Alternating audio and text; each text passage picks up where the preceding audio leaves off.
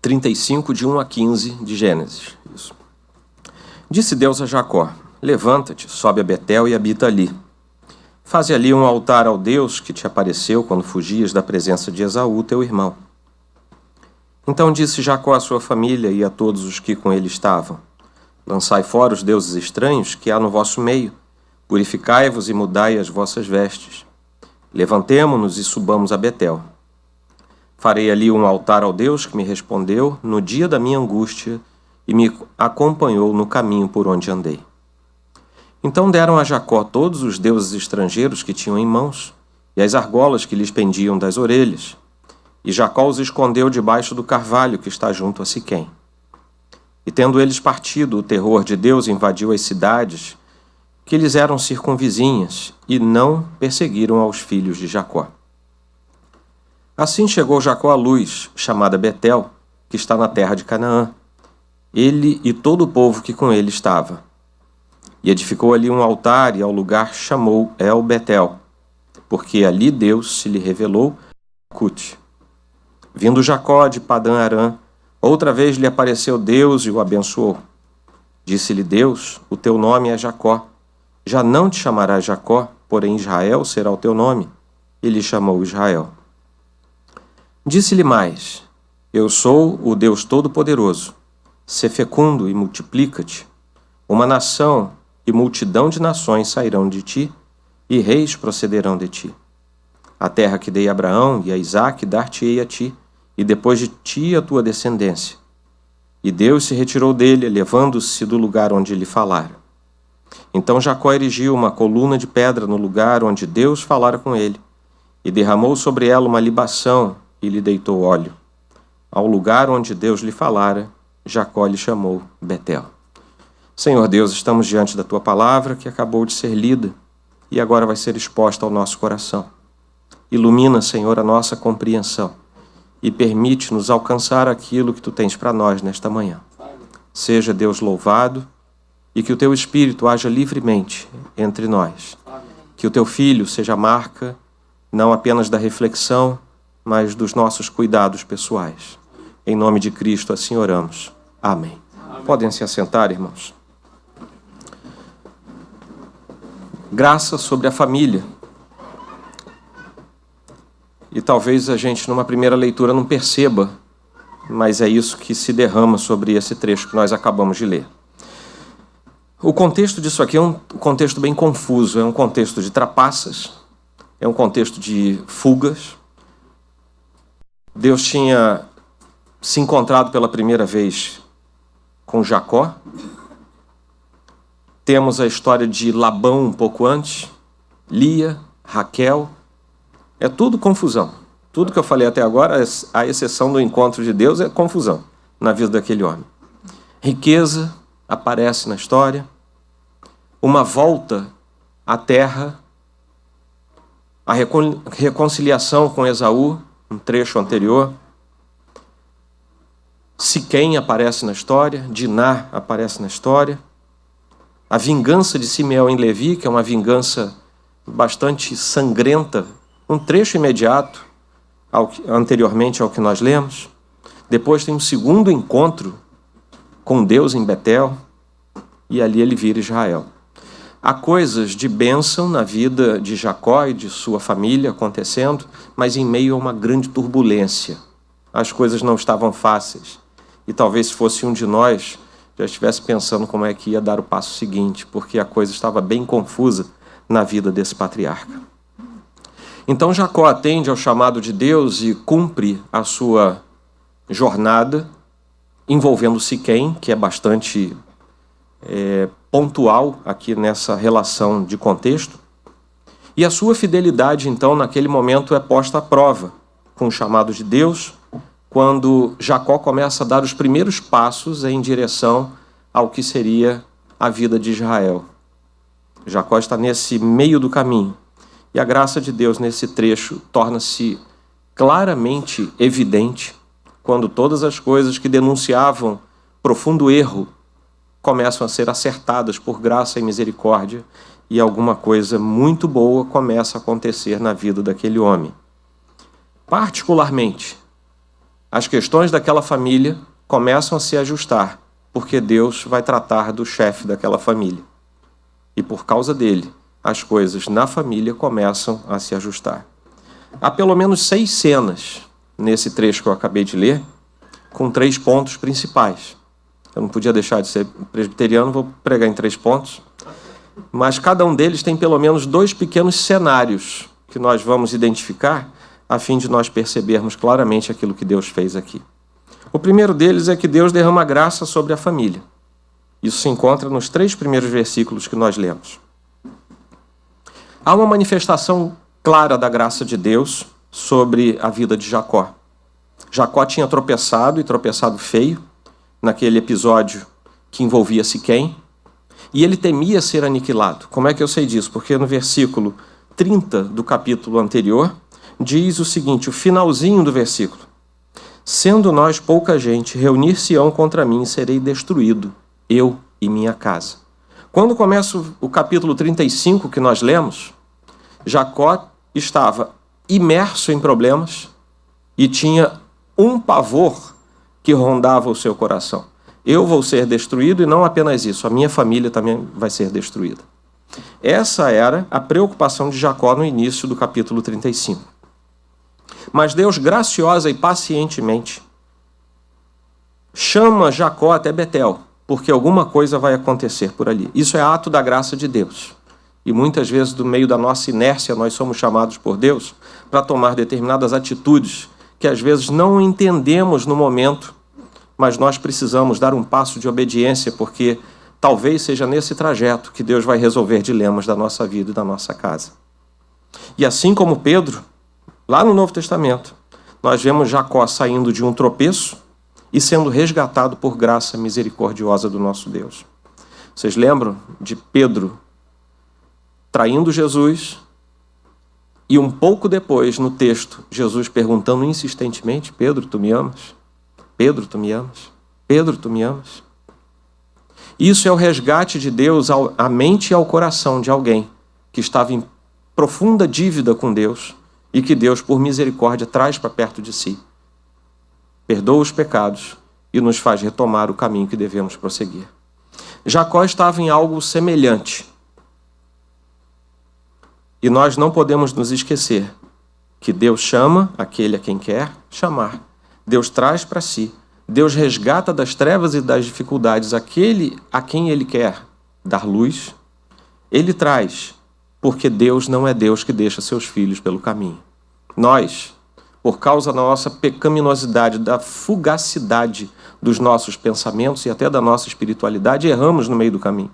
Mas Deus não nos deixa parados no caminho. Ele não nos deixa à margem, Ele nos traz de volta, como fez com Jacó e como fez com Pedro, lá nos Evangelhos.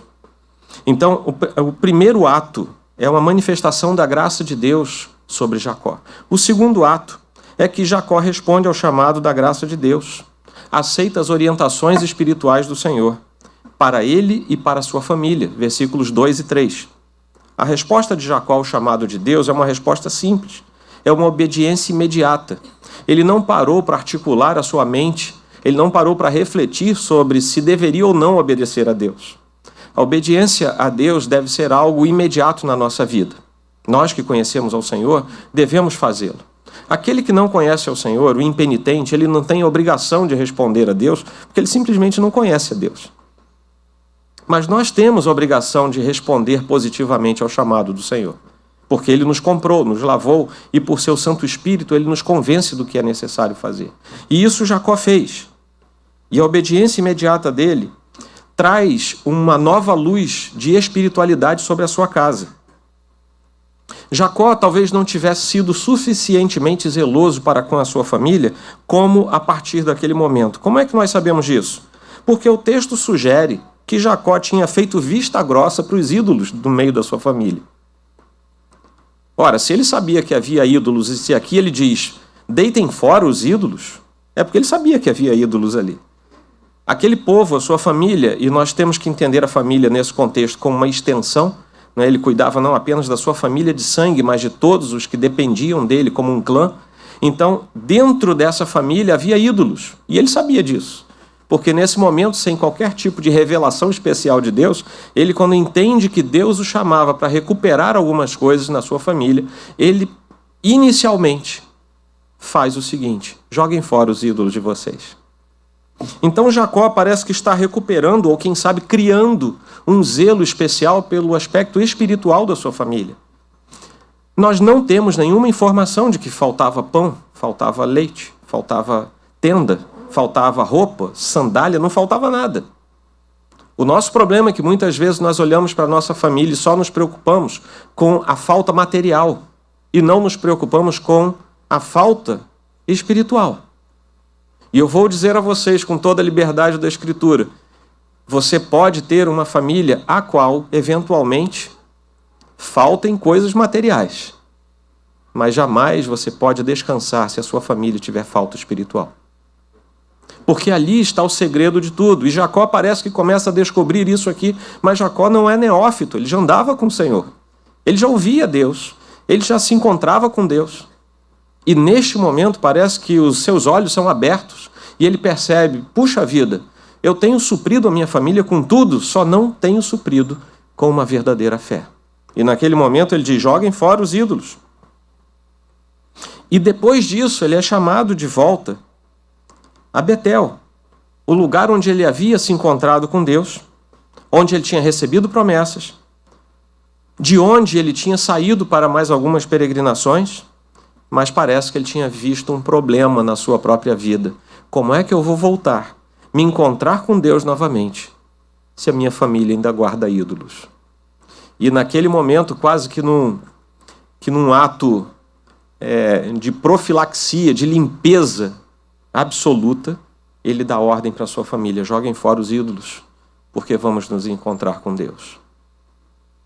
Não é possível nos encontrarmos com Deus guardando ídolos no nosso coração. Não é possível a nossa família ter um encontro com Deus se dentro da nossa casa houver ídolos. E não me refiro, vocês sabem bem disso, não me refiro a nenhuma forma de estatuária. Eu me refiro a ídolos no nosso coração. Porque todo aquele que professa a fé cristã evangélica se livra dos ídolos visíveis, pelo menos quase sempre. Mas é muito comum que nós, que professamos a fé evangélica, muitas vezes agasalhemos no nosso coração um andor, às vezes completo de ídolos, e deles não queremos nos livrar. Nossa família vai sofrer por isso. E os encontros que nós temos com Deus serão arranhados se o nosso coração não for depurado e dele saírem os ídolos. Eu achei interessante que numa das leituras que nós fizemos há essa menção sobre depurar, sobre limpar, sobre o ouro.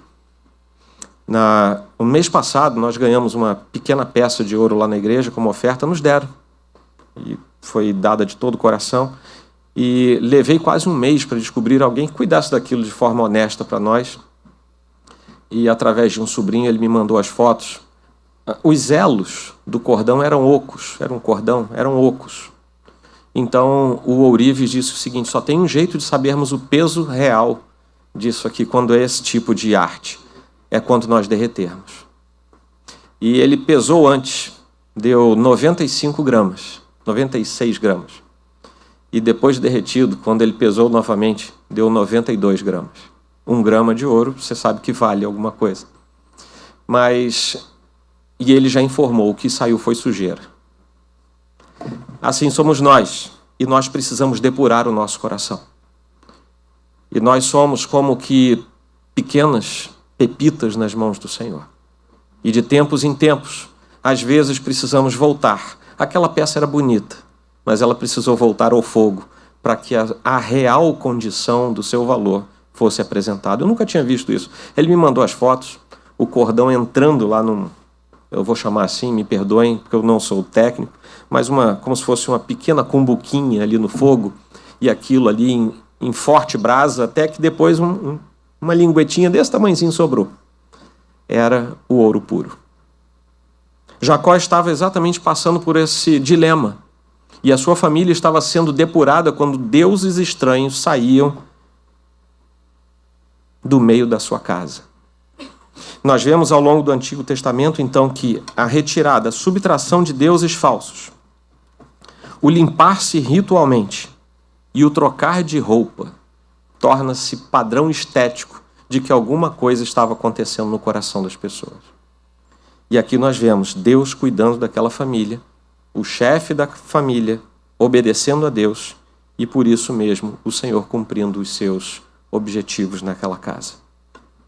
Vamos para o segundo ponto, dos versículos de 4 a 7, porque aqui começa a aparecer santidade e adoração em família. Primeiro foi necessário tomar aqueles cuidados e seguir as orientações de Deus, então começa a santidade e adoração em família. E Deus, então, nos versículos 4 e 5, começa a prometer uma proteção providencial a Jacó e a sua família a caminho de Betel. Deus diz o seguinte: você vai lá, você vai se encontrar comigo. Então Jacó depura sua família, purifica sua família e vai se encontrar com Deus. Mas uma vez que ele toma os passos adequados e necessários diante de Deus, Deus mesmo se incumbe de fazer com que ele chegue bem no local da adoração. Os povos ao redor estavam extremamente irritados com Israel, por causa da vingança de Simeão e Levi contra os homens de Siquém.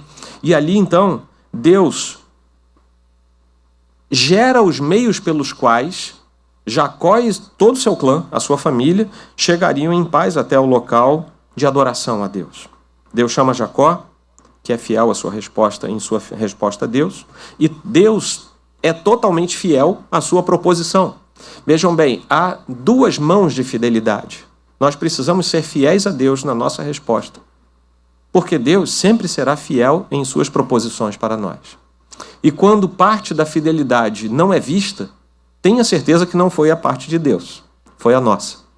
É por isso que nós podemos pecar, tropeçar e entristecer o Espírito Santo, mas o Senhor é justo e fiel, e sempre será fiel para conosco.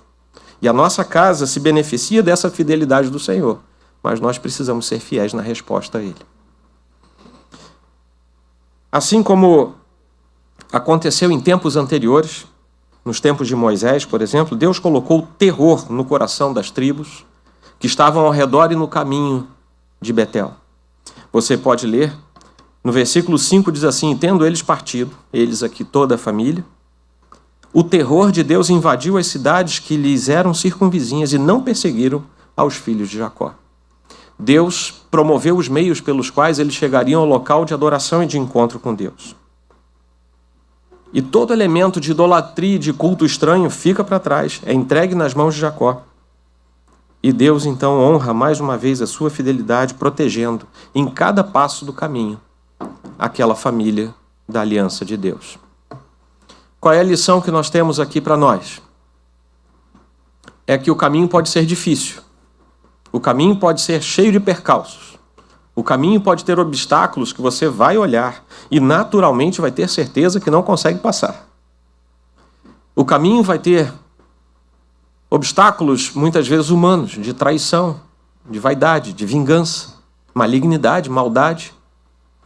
O caminho, às vezes, vai ter percalços que são naturais, dificuldades naturais, financeiras, circunstanciais, problemas profissionais, educacionais, seja lá o que for. Mas, acima de tudo, nós temos que entender que o inimigo continua rodeando, querendo perturbar a vida dos filhos de Deus de qualquer maneira. E esse obstáculo, mesmo que não o vejamos, nós sabemos que é claro à nossa frente. O nosso inimigo, ele não nos toca, porque o Senhor nos cobre. E nós somos protegidos enquanto caminhamos, por graça e por misericórdia do Senhor, porque Ele é totalmente fiel. E assim estava Jacó, sob a proteção de Deus e da sua fidelidade. Então toda a família se reúne. Eles adoram o Deus de Betel num culto familiar. Versículos 6 e 7. Assim chegou Jacó à luz, chamada Betel, que está na terra de Canaã. Ele e todo o povo que com ele estava, e edificou ali um altar. E ao lugar chamou El Betel, porque ali Deus se lhe revelou quando fugia da presença de seu irmão.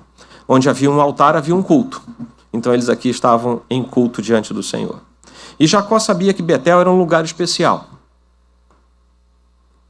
Porque ele sabia disso por causa do encontro dele com Deus. Era um local especial. E ele guardava isso na sua mente. Mas ele também sabia que o lugar do encontro com Deus não vale nada se Deus não estiver ali. Isso vale hoje, por exemplo, quando fazemos um comparativo com as nossas reuniões na igreja. Por que é que você se encontra com Deus quando vem aqui? Não é porque os pastores estão falando ou porque os irmãos estão arrumados, contentes, sorridentes. É porque Deus está aqui. Toda a diferença da nossa vida é onde Deus está. Se Deus não estiver num lugar como este, que são paredes, e você sabe que para nós, cristãos protestantes, o templo não é sagrado. O que é sagrado é a reunião diante do Senhor. A igreja somos nós em reunião solene diante do Senhor. Mas se o Senhor não estiver, não vale nada. E, meus irmãos, o pastor Judy Clay falou um pouco antes, há muita igreja falsa, vazia no nosso país, isso é verdade, que são igrejas que têm reuniões chamadas de culto, tem placas com a parede com o nome igreja, são lugares muitas vezes suntuosos, grandes, muito bem feitos, com arquitetura bela, mas que Deus não está lá. Não faz sentido você ir até um lugar desse. Infelizmente, os nossos compatriotas, muitos deles, estão indo a um local que acham que é Betel, mas onde o Deus de Betel não está. Isso é vazio. Isso é perda de tempo. Isso é nódoa no coração. Nós precisamos saber onde Deus está. E é claro que quando nós dizemos Deus não está ali, não está no sentido Ele está em toda parte. Mas ele não está ali no sentido cultico da palavra. Jacó, portanto, sabia que aquele lugar não significava nada sem o Deus de Betel. E é por isso que ele chama esse lugar agora de El Betel, que não é apenas a casa de Deus, mas El Betel quer dizer o Deus da casa. E ele aqui invertendo essa história com essa pequena partícula El que ele coloca no começo, ele identifica que ele não está indo se encontrar com um lugar. Ele está indo para um lugar se encontrar com Deus que está naquele lugar. E essa deve ser a sua percepção todo domingo quando você sai de casa.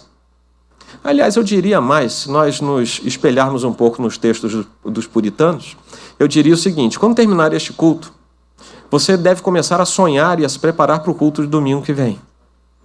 Porque assim os nossos irmãos deixaram registrados. Quando terminavam os serviços espirituais de um domingo, eles começavam a se preparar para o domingo seguinte. E nós perdemos esse hábito. A nossa vida é muito agitada. Não vivemos mais em pequenas vilas do século XVIII, século XVII.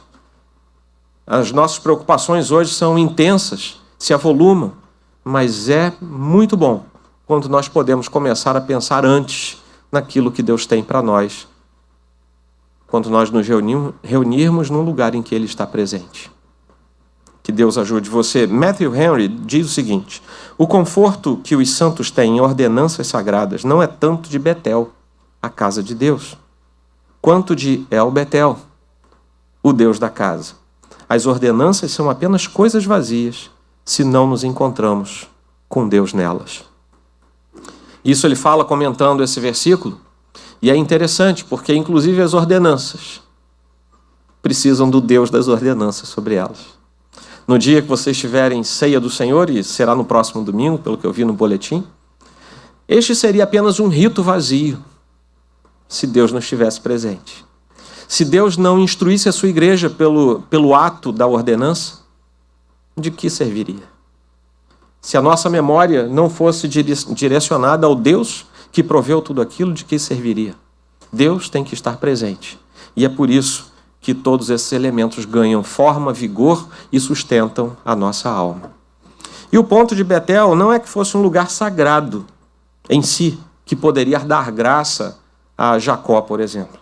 O ponto era que era o lugar onde o Deus de Betel tinha, de fato, se encontrado com ele e lhe mostrado graça e fé, renovado nele a sua espiritualidade. Era mais que um lugar. Na verdade, Betel era um instrumento nas mãos de Deus para aquela família. E chegamos ao terceiro ponto: a providência e a justificação em família, do versículo 8 até o versículo 15. Primeiro, começamos com uma notícia ruim, porque a fiel e amada Débora morre nesse trecho. Então, contrição e santidade parecem aparecer juntos ali, aquele momento de contrição, tristeza, ao mesmo tempo em que a busca pela santidade está se consolidando, se tornando visível diante de todos, e abrem o caminho para a providência sobre aquela família. Essa mulher que morre, Débora, era a ama fiel de Rebeca, tinha uma longa estrada, uma longa história junto à família, e aquilo ali gerou tristeza a toda a família, todo o clã de Jacó. É um episódio que a gente às vezes se pergunta assim, para que aquilo está no meio?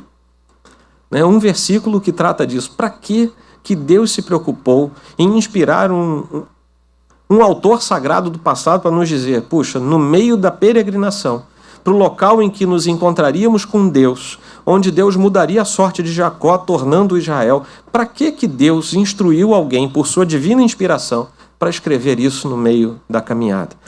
Eu só posso achar uma coisa, irmãos, e se eu estiver errado, depois você pergunta ao pastor Judy Clay, porque eu vou embora, você resolve com ele. Mas eu só posso crer uma coisa. Muitas vezes nós nos dispomos a servir ao Senhor. Entendemos que precisamos jogar nosso lixo fora. Santificamos a nossa vida. Começamos uma longa caminhada, muitas vezes, em direção a uma vida de santidade diante do Senhor. Os inimigos são bloqueados ao nosso redor, nós não somos atacados pelos inimigos, não somos feridos enquanto o Senhor está ali nos guardando, nos protegendo, mas há circunstâncias que são naturais, que entristecem a nossa vida e que não podem ser o elemento que vai nos fazer parar. Você pode dar uma pausa. Eles precisaram sepultar Débora, eles precisaram fazer luto. Eles precisaram estar diante do Senhor com seu coração rasgado, diante do Senhor, dizendo, Senhor, nós estamos indo nos encontrar contigo. Será que isso aqui foi mais um dos ataques do inimigo? Às vezes não, meus irmãos. Nós somos sujeitos a circunstâncias naturais por causa dos nossos pais que nos representaram lá atrás e por causa do pecado que está sobre este mundo, nós sofremos elementos que não gostaríamos de sofrer, mas diante dos quais temos que reconhecer que não foi o peso da mão de Deus contra nós e nem foi o inimigo se levantando naquele momento. São elementos da nossa natureza caída que vem sobre nós. Você perde parentes, você tem doenças, você tem dificuldades as mais diversas. As circunstâncias podem ser as mais amplas possíveis. E talvez você na caminhada diga assim, Senhor, eu preciso de um refrigério, eu preciso descansar, estou sepultando isso que aconteceu comigo. O que você não pode fazer é parar, porque Betel ainda não chegou. Isso você não pode fazer. Mas talvez lidar com as dificuldades exija até mesmo um tempo da sua vida. Talvez lidar com as dificuldades requeira que você procure o seu pastor e diga assim, pastor, eu preciso ficar quietinho na igreja durante 1 mês, 2 meses. Eu preciso, recuperar alguma coisa do meu coração. Eu ouço isso de alguns irmãos. Às vezes nós precisamos de um refrigério adicional da parte de Deus, porque as lutas estão intensas e não são lutas provenientes de algo que não seja simplesmente a circunstância da vida sobre você. O que nós precisamos é identificar. Isso procede do inimigo, isso é algo da natureza humana, e com isso nós prosseguimos na nossa caminhada. Mesmo em refrigério, durante algum tempo, não se deixe furtar ao privilégio de prosseguir até Betel. Amém? É interessante que ela foi sepultada ao pé de um carvalho que se chama Alon Bakut, e essa árvore quer dizer árvore sagrada das lágrimas. E ali eles certamente cultuaram ao Senhor, choraram, prantearam e depois prosseguiram. Finalmente, Deus faz sua última aparição a Jacó. E é interessante porque nesta passagem que nós acabamos de ler, Deus faz a sua última aparição pessoal a um patriarca. Se você ler daqui para frente até o final do Antigo Testamento, você não vai ver ninguém tendo visto Deus se apresentando como ele fazia para esses homens. É interessante que, mais adiante, nós vamos ver que a forma pela qual Deus instruía e se mostrava aos seus filhos já vai se tornando mais parecida cada vez com aquilo que ele faz na consumação da sua revelação a nós. Então Deus intercepta o caminho de Jacó e muda o seu nome de Jacó para Israel. E o novo nome separava Jacó do seu passado. Um passado de trapaças, um passado de enganos, um passado de dúvidas. E agora, Deus, mudando o seu nome, diz: você está pronto. Você é alguém que agora tem convicção daquilo que eu estou fazendo. Você agora está obedecendo, você está purificando a sua família, você está depurando os seus passos diante de mim. E por causa disso, Deus vai lá e muda o seu nome. Aquele mesmo Deus que olhava para Jacó e tentava, claro, entre aspas, Deus tentava fazer com que ele entendesse. Agora Deus diz: agora você é Israel, você entendeu o que eu quero. E naquele processo, então Deus chama Israel e renova sobre ele as suas decisões. Aqui estamos diante do princípio da doutrina da justificação, porque Deus não olha mais como nós ainda somos, mas ele olha para nós como nós já somos em Cristo Jesus. Eu não sei se você já parou para pensar como é que Deus olha você. E é claro que isso tudo são figuras de linguagem que nós usamos. Mas como é que Deus olha hoje para você? É como você se olha no espelho? Será que Deus, quando olha para você, ele vê você daquele jeito? Ele vê você com a camisa azul, com uma roupa estampada, seu cabelo grisalho, seu cabelo tingido, né? As irmãs gostam de manter a cor do cabelo e às vezes até de alterná-las. Mas vejam bem, Deus nos olha através de Cristo Jesus. E eu tenho para mim, isso não é canônico, digo eu, não o Senhor. Eu tenho para mim que Deus, quando nos olha, ele nos olha sim através de Cristo Jesus. E quando ele nos olha hoje, ele não nos vê necessariamente como nós ainda somos, mas ele nos vê como nós já somos em Cristo, coisa que nem nós sabemos como será. O que eu sei pela palavra de Deus é que eu ainda preciso morrer, se o Senhor não voltar antes. Um dia eu preciso ressuscitar em Cristo, se eu não for arrebatado. E um dia eu tenho que ser glorificado. Nesse dia eu vou estar diante de Deus. E é aquela figura que estará diante de Deus glorificada que Deus já conhece, o Senhor já conhece. E para ele conhecê-la, ele nos olha através de Cristo. Porque foi Cristo quem nos deu essa condição. E o Senhor Deus que está aqui, por sua eternidade e por sua consciência de todas as coisas, sua ciência de todas as coisas, ele quando nos vê também como nós seremos, coisa que nós ainda não conhecemos. Aqui está, por exemplo, o princípio da doutrina da justificação. Por um decreto de Deus, por causa daquilo que Cristo fez e aquilo que foi servido fazer em nosso coração pelo ato de Cristo, nós já somos algo que nem nós mesmos sabemos, mas Cristo sabe, Deus sabe, e o Espírito Santo, quando age em nós, já sabe o que está fazendo. Nós já não somos mais daqui, nós estamos peregrinando nessa terra. Nós talvez estejamos parecidos com Jacó, com tendas enroladas e andando pelo meio do deserto, carregando a nós, aos nossos pesos e a nossa família, para apresentarmos diante do Senhor um dia aquilo que Ele nos deu a fazer, sem ídolos, sem obstáculos, perfeitamente santos diante do Senhor. Deus então remonta as palavras que Ele tinha falado a Adão. Quando ele manda que Adão seja fecundo e se multiplique, Deus volta então a lembrar da aliança da criação, quando ele manda que Jacó faça a mesma coisa. Ele tinha estabelecido uma graça, uma aliança por meio da graça com Abraão, e agora ele a reanima, a revive para Jacó, nesse momento em que Jacó passa a ser Israel. E a partir daquele momento, com tudo isso feito, Deus então muda a sua forma de revelação. José, que é o próximo patriarca, ele já não viu essa manifestação do Senhor. José sonhava. José recebia as informações do Senhor através de sonhos. O Senhor já não aparecia mais para José. E depois nós vemos Moisés, que por graça do Senhor vê as costas dele. O Senhor muda a sua forma de revelação. Ele não precisa fazer a mesma coisa e da mesma coisa todas as vezes. Ele é soberano, ele escolhe como nos falar. E o Senhor nos falou pelos profetas, pelos homens do passado, até que Cristo Jesus veio e ele passa a nos falar no Filho, através do Filho. Isso está lá em Hebreus. E o Senhor, então, consolida sobre nós. Eu gostaria que você soubesse o seguinte: quando você ouve a palavra de Deus sendo exposta ao seu coração, você ouve mais de Deus do que Jacó ouviu tendo visto o Senhor. Ele não ouviu sobre Cristo, ele não ouviu sobre a bem-aventurança eterna. Ele não ouviu sobre a igreja do Senhor pura e imaculada. Ele ouviu apenas uma orientação específica. Levanta daqui, vai para ali.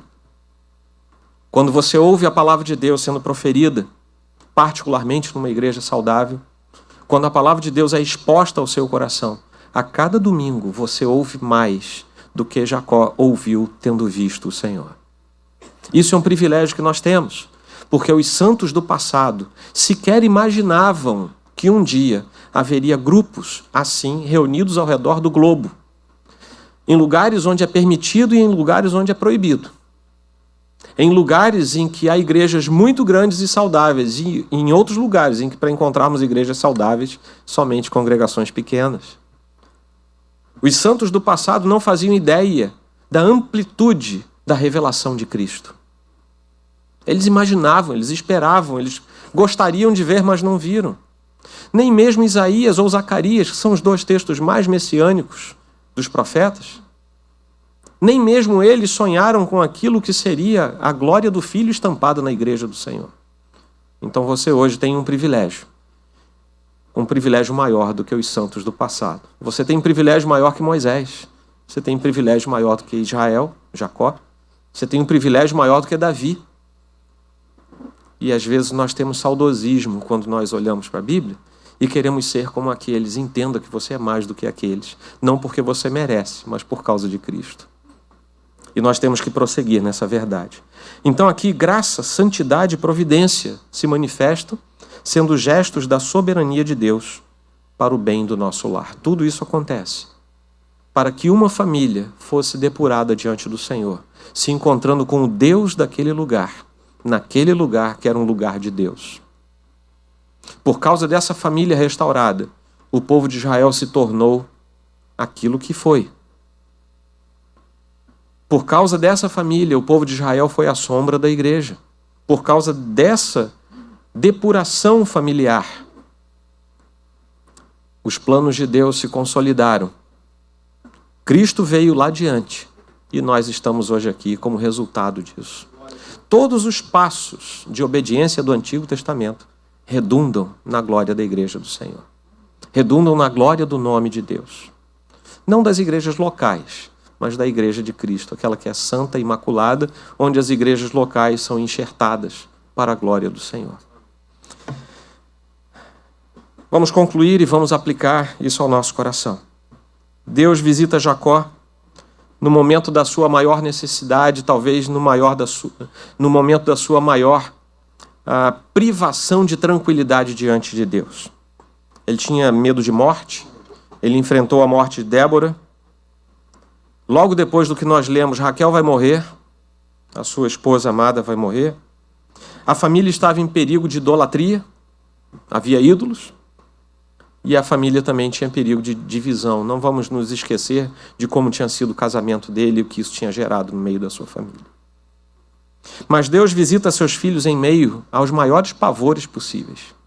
Se você é filho de Deus, se a sua família é de Deus, por mais que você enfrente as maiores vicissitudes, esteja certo de uma coisa: você pode não ter certeza quando vai passar, como vai ser depois, mas uma coisa você tem certeza absoluta: Deus vai intervir na minha casa. A nossa família é família bendita do Senhor. Nós estamos sob a aliança de Deus. Uma aliança que começa lá no comecinho da Bíblia, que vai até o final, até no Apocalipse você vê. A graça da aliança do Senhor sobre a nossa vida, sobre a nossa família. Deus faz um pacto por causa dele próprio. E ele mantém a sua palavra porque ele jura por ele. Como nós sabemos, não há ninguém superior por quem jurar. E ele faz isso em seu próprio nome. E nós precisamos ter certeza do que o Senhor nos prometeu desde sempre. Deus é fiel às suas promessas. Deus visita, portanto, seus filhos no meio dos maiores pavores possíveis. Aquilo que envolve, talvez, os temores do seu coração. Esteja certo que você precisa tomar, sim, alguns passos, como Jacó precisou. E, meus irmãos, todos nós precisamos dar passos diários na nossa vida, porque quanto mais santificado você fica, tanto mais você também se torna habilitado para descobrir novos ares a serem depurados no seu coração. Então você prossegue junto com a sua família. E no meio desse caos todo, Deus não chama. E isso é interessante. Deus não chamou Jacó para cobrar os 20 anos de afastamento de Betel. É muito comum quando nós descobrimos que estamos muito esfriados diante do Senhor, a nossa família está longe, é muito comum nós termos um senso de cobrança pelo que passou. E é claro que isso vai ser uma escola para você. Você não vai conseguir tirar o que passou da sua mente. Mas é interessante que quando Deus chama Jacó, Deus não falou assim: Jacó, onde é que você andou? Jacó, o que você estava fazendo? Na verdade, Deus disse: vai lá se encontrar comigo. E algumas vezes nós paralisamos no meio do caminho porque ficamos tentando resolver o que já passou. Meus irmãos, olhem para frente. Cristo está lá. O alvo está diante. Deixe as coisas para trás. Olhe para frente. E siga em direção ao alvo da bendita, da bem-aventurada esperança que é Cristo Jesus. É lá que está a solução do problema. A solução do seu problema não está em você arquitetar meios para resolver os bugs da sua espiritualidade que ficaram para trás. A fórmula para resolver a nossa vida com Deus é seguir adiante até onde Cristo está. E lá em Betel, com o Deus de Betel, nós vamos resolver as nossas pendências. Jacó foi chamado para renovar os seus votos, para limpar a sua vida e para purificar a sua família. E eu deixo aqui essas 3 lembranças de Jacó para a nossa vida. Nós precisamos renovar os nossos votos com Deus. Eu me lembro de um voto que eu e Roberta fizemos, quando havia um navio ancorado aqui há muitos anos atrás. Temos 27 de casado, então foi antes disso ainda. Talvez há uns 28 anos. Eu me lembro que estávamos num momento devocional, eu não me lembro exatamente o que era, mas era um momento em que havia leitura, oração, e alguns missionários daquele navio, era o Logos ou o Dulos, um desses, era o Logos? Era um desses aí, navios missionários, e eu me lembro que nós nos entregamos à obra do Senhor. O que é isso se não fazer um voto diante do Senhor? Senhor, nós queremos ser desgastados na tua obra. Eu acho que a gente não deveria ter usado a palavra desgastados. A gente só deveria ter dito: queremos fazer a tua obra, porque ele resolveu atender o nosso voto. E às vezes a gente se sente desgastado, mas é um desgaste que nós entendemos como a morte de Débora. É uma dificuldade que às vezes aparece e o Senhor mesmo nos traz o refrigério e nós prosseguimos. São coisas naturais. A gente se desgasta às vezes na obra, pela natureza da própria obra. Então nós precisamos renovar os votos. Quando é que renovamos os votos? Quando eles foram feitos, o Senhor os acolheu. Você não precisava ter feito voto nenhum, principalmente seu voto de santidade diante do Senhor. Mas você fez, então agora honre o que você fez. Chegue diante dele, peça para o Espírito Santo sondar você e trazer à sua memória eventualmente questões que estejam esquecidas no seu coração.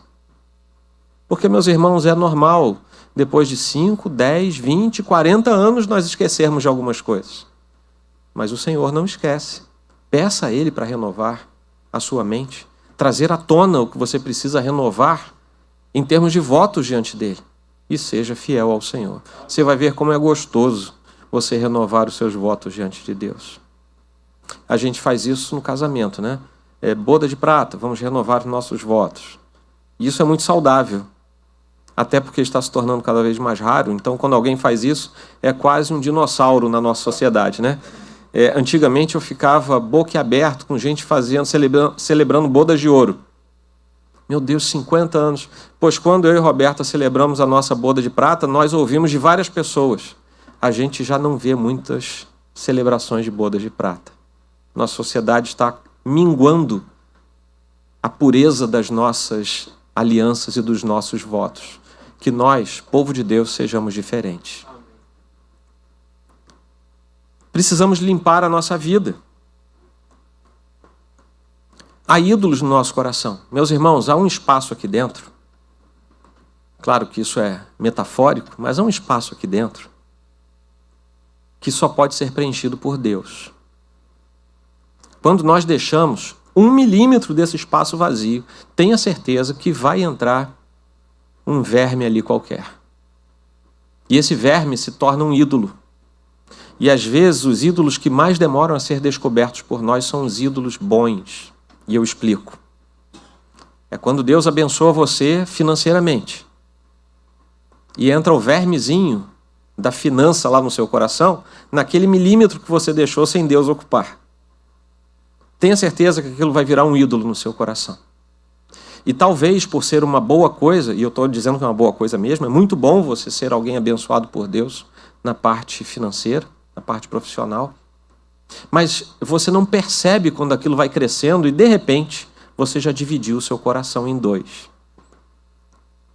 Pode ser a sua própria família. Nós estamos hoje falando da família e da honradez de termos uma família santa diante do Senhor. E do quanto o chefe da família tem de responsabilidade em fazer isso. Veja bem, não foi para as filhas de Deus que Deus pediu isso aqui. Foi para Jacó, o chefe do clã. Você é homem, você é o chefe da família, é você que tem que cuidar disso.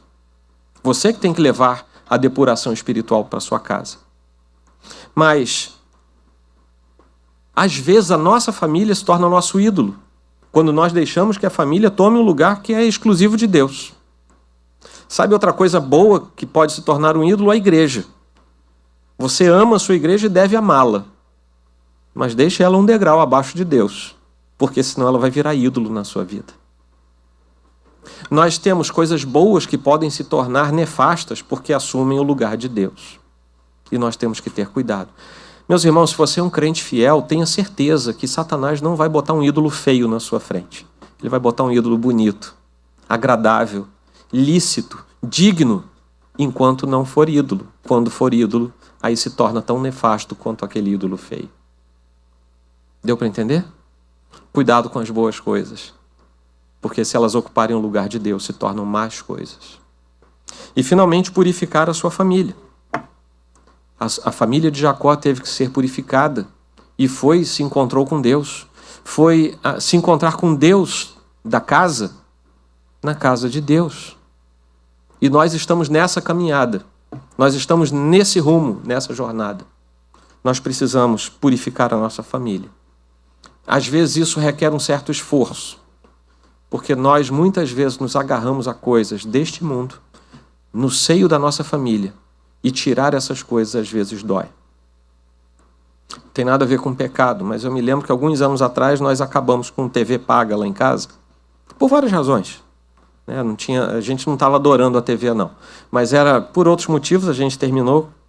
E eu me lembro que, principalmente nos filhos, tivemos um tempo de adaptação. Não tinha mais o canal X, não tinha mais o canal Y disponível lá em casa. Depois isso passou. Mas às vezes a nossa vida é assim. Usei um exemplo trivial para nos explicar. Às vezes a nossa vida é assim. Para tirarmos alguma coisa, a gente precisa de um tempo de adaptação. Mas mantenha firme. Eu não realuguei a TV. Deixei para lá. E hoje, honestamente, a gente não sente nenhuma falta dela. Logo em seguida, alguns meses depois, a gente já não sentia mais falta. Conosco, na nossa família, também é assim. Às vezes nós temos um momento de passagem, um momento de adaptação, e depois nós vamos nos alegrar pelos louros que o Senhor nos dá. Finalmente, Deus se rende a Deus e leva a sua família para o concerto. E todos se encontram com o Deus de Betel. Todos se encontram com Deus. Nós precisamos, então, tirar da nossa casa tudo aquilo que constrange o Espírito de Deus, tudo aquilo que entristece o Senhor. E nós sabemos quais são essas coisas. Porque Deus nos chama para cuidar da vida, da nossa vida com Ele. Deus nos chama para cuidar da nossa família. E, novamente, eu digo, aí é uma fala muito direcionada para o chefe da família. Nós precisamos reencontrar o caminho da adoração e da fidelidade a Deus. E isso começa na nossa casa. Quais são os nossos objetivos em família? E o que nós precisamos fazer, e se fizermos, vamos resolver tudo o mais. É simplesmente ter a plena convicção de que somos chamados à obediência ao Senhor. Se obedecermos, nós seremos como Jacó. Jacó não parou para argumentar, ele simplesmente obedeceu. Eu dizia na igreja há pouco tempo atrás, isso eu ouvi numa gravação, não me lembro agora quem era, mas talvez até o final do culto eu lembre. Nós somos chamados e somos comparados na Escritura, no Novo Testamento, a soldados e atletas. E é interessante que essas duas categorias passam a vida fazendo a mesma coisa. Porque eles precisam ser adestrados e precisam ter a reação automática ao que precisam fazer. O atleta passa 4 anos sofrendo o que nenhum de nós aqui, a não ser que tenha um atleta aí, imagina, às vezes, para se apresentar por 10, 12 segundos numa Olimpíada. Mas ele só consegue alguma coisa naquela Olimpíada se ele tiver passado 4, 8, 20 anos repetindo os seus exercícios. Repetição. Nós somos adestrados por repetição. Não quero que você se compare a adestramento de animal, não é isso não. Mas algumas atividades humanas requerem adestramento. O soldado só está pronto para a guerra se ele for bem adestrado. E como é que ele é bem adestrado? Repetindo, repetindo, repetindo, repetindo. Você talvez tenha ouvido pela enésima vez falando a respeito da obediência e da depuração espiritual da sua família. Eu vou dizer que você ainda precisa ouvir isso muitas vezes. Porque é pela repetição que nós somos adestrados. É pela repetição que não pensamos antes de fazer. Nós fazemos porque estamos adestrados. Isso gera uma segunda consequência, que era o que eu ouvi nessa gravação. Isso evita que você, por exemplo, pense na sua igreja como um evento novo a cada domingo. A boa igreja é aquela que repete. É aquela que abre a mesma Bíblia, prega a mesma palavra, para os mesmos santos saberem o que fazer, todos na hora que for necessário. É adestramento. Então, muito mais que novidade, nós temos que ter a palavra de Deus aberta, exposta, profundamente arraigada no nosso coração. Que Deus abençoe você, que Ele faça com que você cresça na sua família e que você a tenha em santidade diante de Deus. Deus seja louvado. Incline a sua fronte, por gentileza. Senhor Deus, a Tua palavra foi exposta ao nosso coração nesta manhã. Nós pedimos, Senhor Deus, que Tu hajas de modo gracioso e misericordioso sobre nós. O que eu sei, Senhor, é que estou numa casa de oração onde a Tua Escritura é seriamente exposta. Mas o que eu não sei é como está cada um destes meus irmãos. Como estão suas famílias. Como está a sua vida diante do Senhor. Isso eu não sei e, na verdade, não preciso saber. O que eu sei, Senhor, é que Tu nos dás a orientação por Tua palavra. E nesta manhã de domingo, ó Deus, nós, mais uma vez congregados diante do Senhor, a ouvimos. E eu peço que ela gere fruto. Amém. E fruto de abundância na vida dos irmãos desta igreja. Amém. Que as famílias deste lugar sejam famílias realmente benditas do Senhor. Amém. E que sejam famílias, ó Deus, cuja frutificação não apenas as alimente, mas também gere sombra e alimento a quem estiver perto. Amém. Que o Senhor, em nome de Cristo, abençoe, fazendo com que, no término deste mês, em que a família foi destacada pelas mensagens, todos estes irmãos sejam abençoados pelo Senhor. E que o Senhor também derrame graça sem medida sobre esta igreja, que é uma família da fé diante do Senhor. Por tudo isso nós te louvamos e agradecemos, em nome de Cristo. Amém. Amém. Por tudo que tens feito, por tudo que vais fazer, por tuas promessas e tudo que és, eu quero te agradecer com todo o meu ser. Te agradeço, meu Senhor. Te agradeço, meu Senhor. Te agradeço por me libertar e salvar, por ter morrido em meu lugar. Te agradeço, Jesus, te agradeço. Eu te agradeço, te agradeço por tudo que tens feito, por tudo que vais fazer, por tuas promessas e tudo que és. Eu quero te agradecer com todo o meu ser. E aí? Te agradeço, meu Senhor. Te agradeço, meu Senhor. Te agradeço por me libertar e salvar,